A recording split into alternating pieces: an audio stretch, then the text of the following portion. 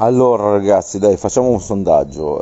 Mi hanno detto che quando parlo nei video sembro ubriaco, ma questa è una totale falsità perché non è che lo sembro, lo sono veramente. Quindi quando arrivo al limite comincio a stappare delle bottiglie a randa e alcolizzarmi bene e poi dopo vengo sui social e vi sputtano tutti, vi sputtano e quindi questa è una totale falsità, non è che sembro, io lo sono veramente, lo sono e non me ne vergogno perché tanto sono sulla macchina a casa mia e sono sotto il portico e quindi almeno fino a prova contraria se c'è la possibilità di bere ancora qualche bottiglia di vino a casa propria, siamo in un paese democratico, va bene? Ciao a tutti.